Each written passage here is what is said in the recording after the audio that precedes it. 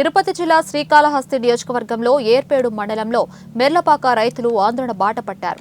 ప్రతి సంవత్సరం సన్నకారు రైతులు 2 సార్లు పంటలు వేస్తారు. ఈ పంటకు సంబంధించి బోరు వేసుకుని పంట సాగు చేయడం జరుగుతుంది. ఇక ఇదే అదునుగా భావించుకొని కొంతమంది దొంగలు ట్రాన్స్ఫర్లను, స్టార్టర్లు రాత్రి పొలాలలో యథేచ్ఛగా దొంగతనాలు పాల్పడుతున్నారని ఆవేదన వ్యక్తం చేశారు. ఈ విషయంపై అనేక సార్లు అధికారులు మొరపెట్టుకున్నా ప్రయోజనం లేకుండా పోయింది. ఇప్పటికైనా రైతులను దృష్టిలో ఉంచుకొని అధికారులు స్పందించి రాత్రిపూట పోలీసులు ఏదో ఒక టైంలో గస్తీ ఏర్పాటు చేయాలని రైతులు కోరుతున్నారు.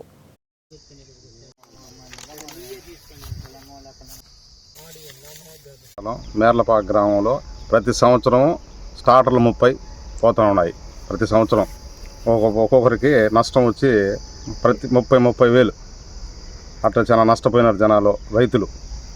కావున మీరు దయ ఉంచి పోలీసు వాళ్ళు అందరూ సహకరించి కరెంటు డిపార్ట్మెంట్ వాళ్ళు కానీ పోలీస్ డిపార్ట్మెంట్ కానీ కొంచెం సహాయంగా రైతులకి ఇది కావాలని కోరుకుంటున్నాం.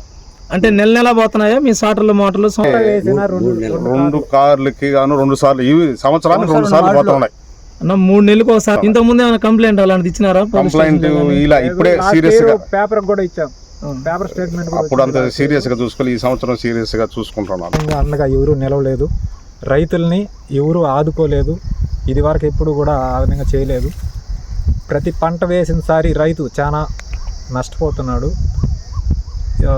మేర్లపాక రైతులకి సుమారు కొంచెం విన్నపించుకుంటున్నాం.